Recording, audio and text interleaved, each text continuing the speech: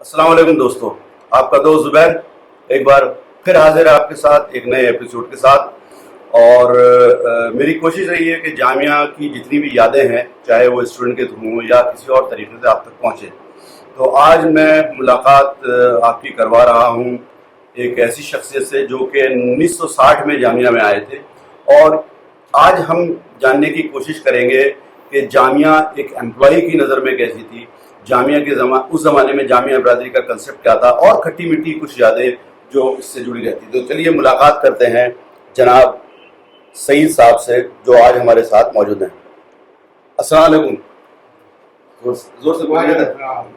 बाबू, मैं आपसे ये जानना चाहता हूँ कि आपका जो जामिया का सफ़र था वो कब शुरू हुआ और कैसे शुरू हुआ? मेरा सफ़र ऐसे शुरू हुआ कि मैं पहले स्पोर्ट्स में मेरी सर्विस लगी। जी जी। 1960 में मैं गेम्स के उसमें जी जी लगा था। जी जी। और 68 तक मैं उसमें रहा। और उस बीच में जितने भी स्टूडेंट थे उसमें स्पोर्ट्स के लाइन में, जी जी। सबसे बहुत अच्छे ताल्लुकात जी जी रहे जी मेरे। जी जी जी। और बहुत बहुत ज़्यादा मतलब इज्जत करते थे, जैसे बड़े भाई की तरह या उस तरह से मेरी बातें बहुत मानते थे। और कहीं बाहर यूनिवर्सिटी वगैरह सब खेलने जाते थे तो मैं जाता था, तो मेरे काफ़ी ख्याल वहाँ भी रखते थे। जी जी जी। हर बात का, खाने पीने का, हर चीज़ का ख्याल रखते थे। हाँ। और वहाँ से जब वापसी होती थी, कहीं से कोई चीज़ भी आती थी, तो जब वो अपने लिए खरीदते थे तो उतनी ही मेरे लिए भी खरीदते थे। तो मेरा 8 साल का वो सफ़र था। जी जी जी। 8 साल में बहुत अच्छे स्टूडेंट रहे और बहुत। कोई खास नाम जो आपको याद हो स्पोर्ट्स की फील्ड में, भाई मशहूर नाम किसी दो स्टूडेंट निकले हो यहाँ से? रजी कमाल अच्छा। कमाल साहब थे। रजी कमाल साहब जो अपने ये हायर सेकेंडरी में टीचर हमें हायर पढ़ाया उन्होंने। हायर सेकेंडरी में टीचर थे वो। हाँ और फुटबॉल खेला करते थे वो, जब पढ़ते थे जब हाँ। वो फुटबॉल खेलते थे। दूसरे राशिद, ज्योग्राफी डिपार्टमेंट, इंतकाल हो गया उनका, राशिद साहब का भी हुआ है। इंतकाल हो गया उनका। हाँ। ये हॉकी खेलते थे। अच्छा। और नेमतुल्लाह खान, हाँ। ये भी हॉकी खेलते थे। तो ये लोग भी बेचारे बहुत इज्जत करते थे हमारी। और इनका थोड़ा सा गड़बड़ भी था, शैतानी भी करते थे। रजी कमाल और इनके साथ एक लड़का और था, मुझे उसका नाम याद नहीं आ रहा है।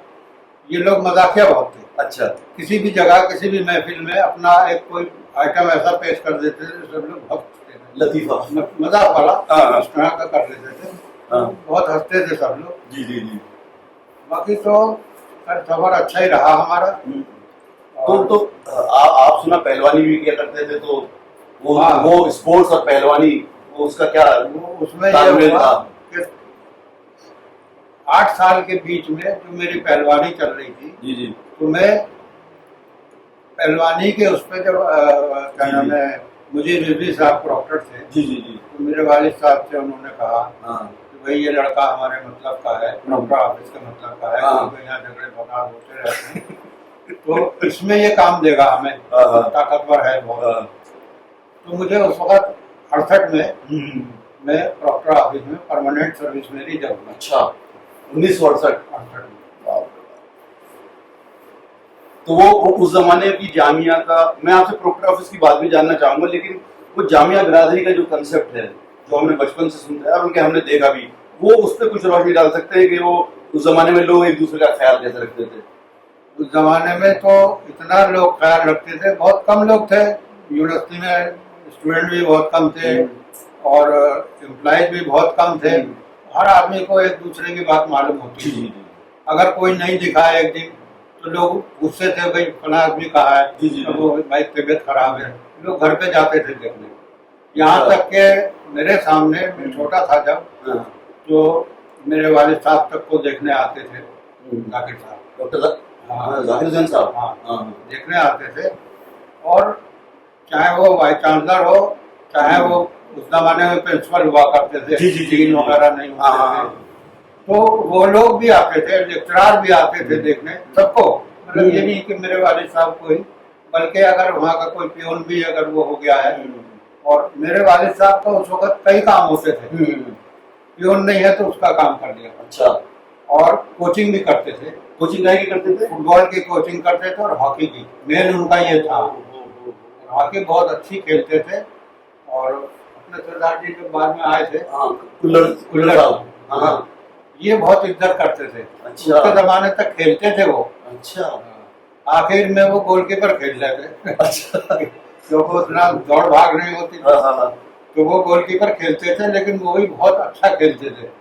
जो जो यूनिवर्सिटी के जो टीम होती थी जी जी जी, या टीचरों की जो होती थी, लड़कों की होती थी, सबकी अलग अलग टीम होती थी। अच्छा, तो इसमें 4th क्लास वालों की टीम बहुत आती थी हर खेल में, अच्छा, चाहे वो फुटबॉल है, चाहे हॉकी है, चाहे वॉलीबॉल है, हाँ, या कोई भी खेल, पहले कबड्डी वगैरह भी होती थी, अच्छा, कुश्ती भी होती थी। जामिया के मेले हाँ, में, जामिया के मेले में उसका जो एक डिपार्टमेंट होता था जी जी जी, इस तरह के खेलों का, और देहाती प्रोग्राम कहलाता था वो। मुझे मुझे मैं अभी खालिद सफुल्ला साहब से बात कर रहा था, तो उन्होंने तालीम मेले का जो कंसेप्ट बताया कि स्टूडेंट और जो स्टाफ तो अलग था, लेकिन कुर्ब जवार के जो इलाके थे वो सब शामिल होते थे उसमें। हाँ, तो ये शायद वही बात बता रहे हैं। वो कुछ चंदा ओखले से भी होता था, गांव से भी होता था, जो उसके लिए देते थे, मेले के लिए, मेले के लिए। हाँ, उसमें से कुछ फंड जो था वो हमारे वालिद साहब के ही नाम से आता था। अच्छा, वो खर्च यही करते थे, जैसे मेडल वगैरह लाने हैं, ये सब लाना है। तो यहाँ कुश्ती होती थी, दंगल होता था। ये जामिया मिल्लिया इस्लामिया, जामिया में कहाँ पे होता था? ये जो अपना उनकी ब्रिगेडियर उस्मान की जो कब्र है, हाँ, उसके नीचे खुली जगह थी। वो पार्क था, बीच में राहदरी थी, पेड़ लगे हुए थे, जहाँ प्रोफेसर मुजीब की कब्र है। हाँ हाँ, पार्क था, हाँ, उसके नीचे की साइड में ये पूरा वो था। तो वहीं पे अखाड़ा बनता था। अच्छा, तो ऊपर से लोग भी देखते थे, ढलान था, ढलान थी जहाँ पर अब वो सड़क की बाउंड्री है। हाँ, वो ढलान का इलाका था। तो वहाँ पे लोग बैठते थे, फिर सड़क तक, पेड़ों तक पे बैठते, पेड़ों तक पे, रोड था आगे, रोड पे वो नीम के पेड़ खड़े थे, उस पे लोग चढ़ चढ़ के देखते थे। हाँ, तो उसमें मुझे भी एक इनाम मिला था, जो वो डॉक्टर वो थे ना, मैंने क्या क्या नाम था उनका, पगड़ी बांधते थे वो, जामिया में ही थे? जामिया में नहीं थे वो, इंडियन गवर्नमेंट के थे। हाँ हाँ, बड़ी पोस्ट पे थे वो, जैसे जाकिर साहब थे। अच्छा, डॉक्टर मैंने क्या नाम था, कैसे नाम था? तो सीवी राम तो हिंदुस्तान के डॉक्टर राधा कृष्णन, वो तो प्रेसिडेंट ऑफ इंडिया वो थे, वो आए थे, उनके हाथ से भी मैंने एक इनाम दिया है। अच्छा, चैंपियनशिप का था यहाँ पर, आप जीत गए थे? हाँ, तो मतलब आपका जो मुकाबला था कैसे पहलवानों से होता था? बड़े बड़े पहलवान नहीं? उस वक्त ये कोई वेट वाला नहीं होता था। उस वक्त तो जो खड़ा है सामने, उसकी मर्जी से हाथ मिल जाते थे। नहीं, फ्री स्टाइल अलग चीज होता है। इसमें सिर्फ दांव ही लगाने होते हैं, चित पटका होता है। जिसने चित कर दिया है थे, वो जीत गया, ये होता था। और दूसरे प्रोग्राम भी मेले के अंदर होते थे, नाच गाना, ये उसमें देहाती एक प्रोग्राम के नाम से ही था, फोक जो होता था। हाँ, उसमें ये ओखला गांव के लोग भी हिस्सा लेते थे। हाँ, उसमें वो भी होते थे, क्योंकि वो चंदा भी देते थे उसका। क्योंकि पैसा इतना होता नहीं था जामिया के पास उस टाइम में। तो इधर उधर से दुलेरा के लोग, जैसे फिजाबाद के लोग, जैसे बड़े बड़े लोग जो थे, वो चंदा देते थे बाकायदा। तो ये जाकिर साहब की मेहनत की वजह से सब? हाँ, ये जाकिर साहब की मेहनत की वजह से सारा हुआ। तो आपकी तो जाकिर साहब से मुलाकात रही होगी? मेरी बहुत रही उनसे, बहुत ज्यादा। पहले ये नहीं था कि ये सब वाइस चांसलर है, ये प्रोफेसर है, ये वो है, सब बराबर होते थे। दूसरी एक चीज जो थी वो बहुत अच्छी ये थी कि जामिया में एक लेक्चरर जी और एक प्यून। अगर प्यून उस लेक्चरर से उम्र में ज्यादा है तो वो उसका नाम नहीं लेगा, भाई करके बुलाएगा उसको, वो बड़ा है। आज के टाइम में एक प्यून है, क्लर्क है, तो क्लर्क बड़ा है। तो ये चीज नहीं है, आज के तारीख में ये चीज हो गई है। यानी ये कदरें जो उस जमाने में थी जामिया की, जो जामिया बिरादरी का कंसेप्ट था, वो ये था कि बड़ों की इज्जत हमेशा करनी है। ये इज्जत ही करना हो गया ये भाई, कि अगर प्यून है और एक लेक्चरर है या प्रोफेसर है, वो भाई करके बुला रहा है उसको, तो इज्जत करना ही हो गया। कि जैसे घर के मेंबर होते हैं कि भाई मेरा बड़ा भाई है, मेरे बाप है, मेरे चाचा है, ये है, उनकी उस तरह से इज्जत की जाती थी। उसी तरह से सबकी इज्जत होती थी यहाँ पे।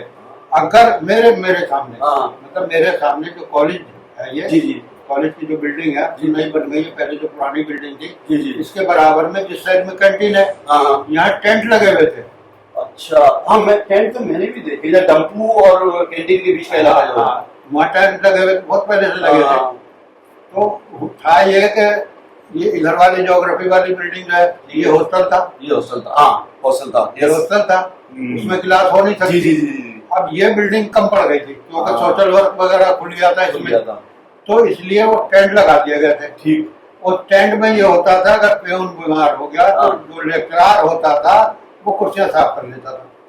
उस अच्छा, टाइम में इतना अच्छा वो था, यानी कि जो कोई बात नहीं है। क्लास कॉन्शियस जो कहा जाता है उस जमाने में ऐसा कुछ नहीं था। और उसमें उस वक्त स्टूडेंट ऐसे अच्छे होते थे, इतने अच्छे होते थे कि अगर उन्हें ये पता लग गया कि झाड़ू वाला नहीं आया हाँ। तो झाड़ू वो लगा लेते थे। अच्छा। इतना आपस में स्टूडेंट में और एम्प्लॉयज में इतना अच्छा वो रहता था, तालमेल और रिश्ता जो हाँ, था। ये मेरे सामने की बात है।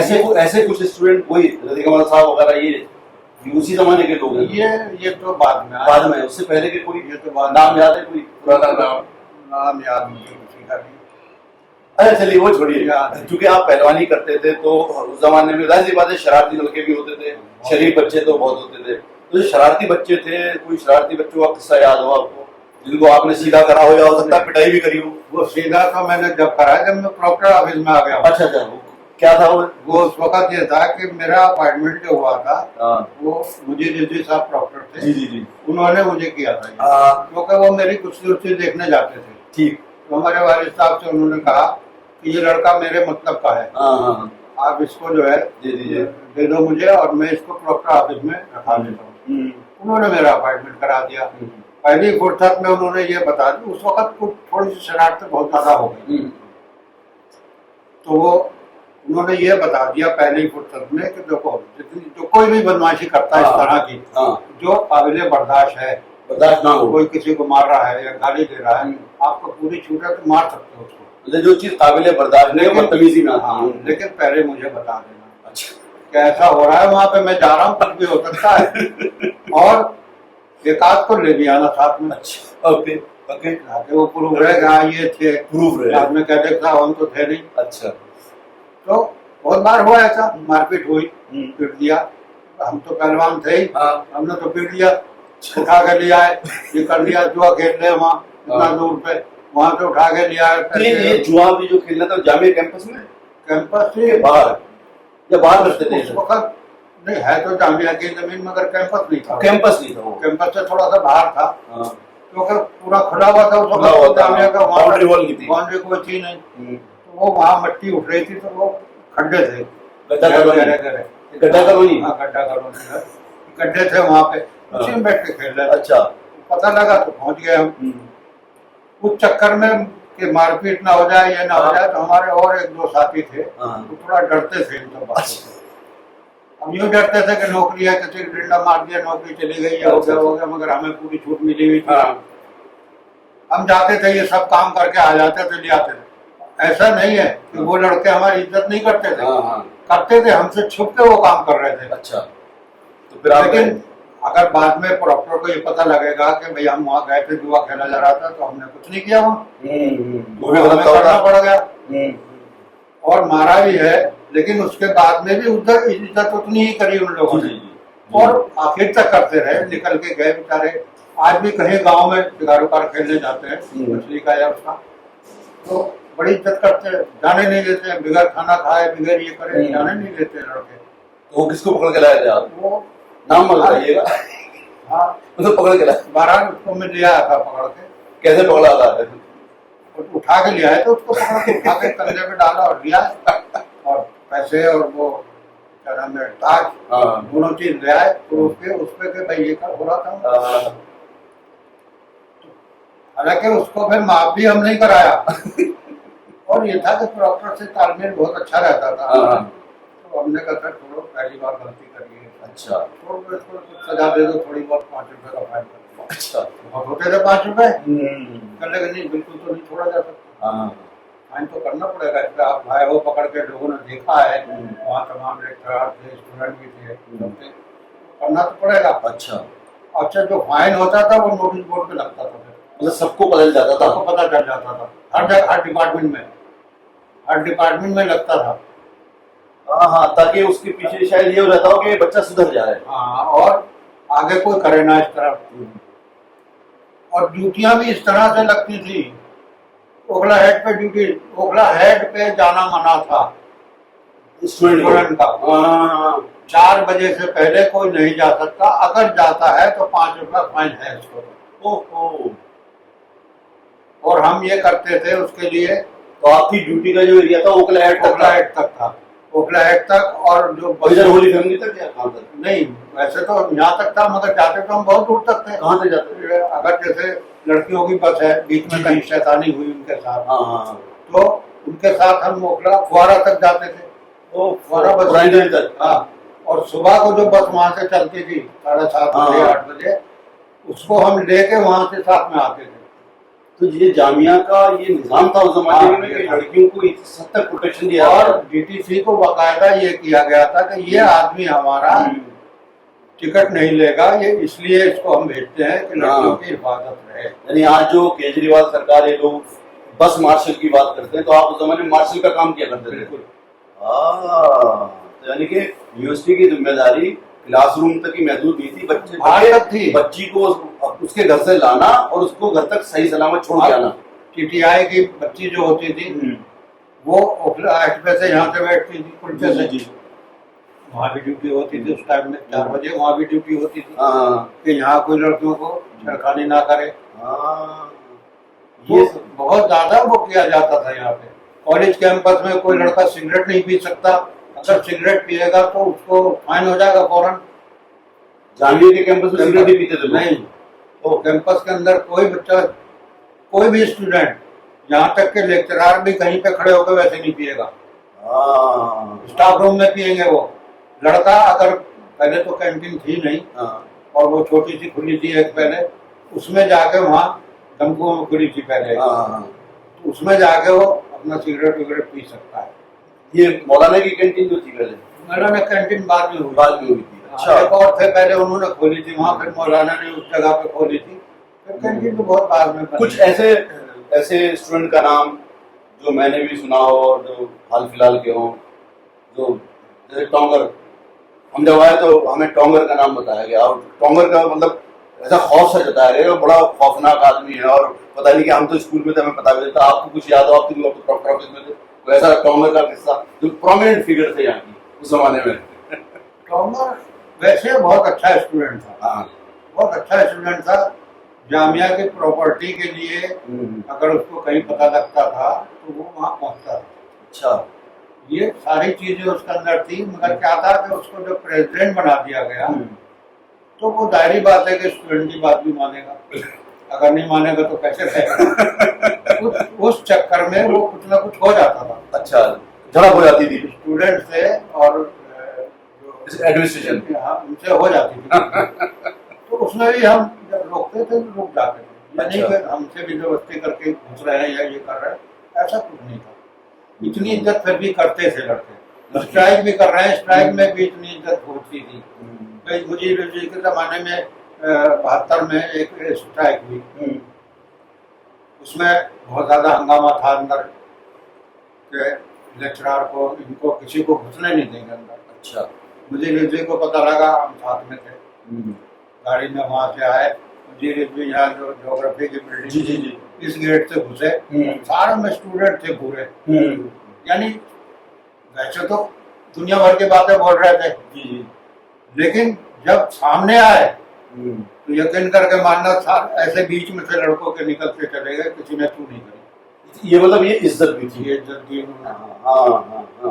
हाँ बहुत था, सड़क पे पथराव भी कर दिया था, बसों भी कर दिया था, ये सब हो गया। लेकिन जब वो अंदर आए तो लड़के ऐसे हट से चले गए। मुजीब रेज़ी साहब की और आप लोगों की ये इज्जत थी, मानते थे बहुत। ये नहीं कि मतलब शैतानी कर रहे हैं तो शैतानी कर रहे हैं, कोई भी आज के दौर में जैसे है, किसी को बाई चांस सबको नहीं कुछ समझते हैं, जब उस पर आते हैं तो बिल्कुल गालियाँ पकड़ियाँ ये सब देते रहते हैं। लेकिन उस जमाने में ये सब चीजें नहीं थी, ये नहीं थी, मतलब वो एक बहुत अच्छा एक जमाना था। तो दोस्तों मसला है उसके बाद ये टोंगर टोंगर का जो फाइनल यहाँ से हुआ, लेकिन ये जामिया ने कुछ जमीन कब्जा की थी अपनी। अच्छा। जो अपनी थी हाँ। वो घिरी हुई थी, कब्जा किया हुआ था लोगों ने खाली कराने के लिए। जब वो हुआ तो टोंगर अपने घर से ट्रैक्टर वगैरह ये सब अपना लेके आया था। अच्छा, खाली करवाने के लिए। हाँ। ओ टोंगर भाई, अगर आप सुन रहे हो तो देख लीजिए, आपकी इतनी तारीफ हो रही है। हमारे तो खैर बहुत इज्जत करता था, बहुत इज्जत करता था। एक दफा ऐसा हुआ, फील्ड में एक रोलर था पत्थर का, दो थे, एक छोटा था एक बड़ा था। वो क्रिकेट के लिए? हाँ, उसी के लिए था। एक छोटा था एक बड़ा था जी। बड़ा वाला बहुत भारी था, करीब 25 मन का था। 25 मन का था। उसमें हम कैंटीन की तरफ ऐसे घूमते गए तो 5-10 लड़के वहाँ भीड़ लगी हुई थी। हमने कहा क्या हो गया ये, देखने जाके मैं जाके वो ये रहा था कि उसको ऐसे पकड़ के, ऐसे पकड़ के कोई भी ऐसे उठाए और ईंट लगा दे उसमें खड़ी। अच्छा, ताकि वो इतना उठा सकता है कोई तो उठा के दिखाए। अच्छा, फिर उसको कंपटीशन चल रहा था। हाँ। अच्छा, हम खड़े होकर देखते रहे। ये टोंगर की बात बता रहे। अच्छा। कहने वाले लोग पहलवान आ गया। कौन सी ईंट लगवानी बताओ।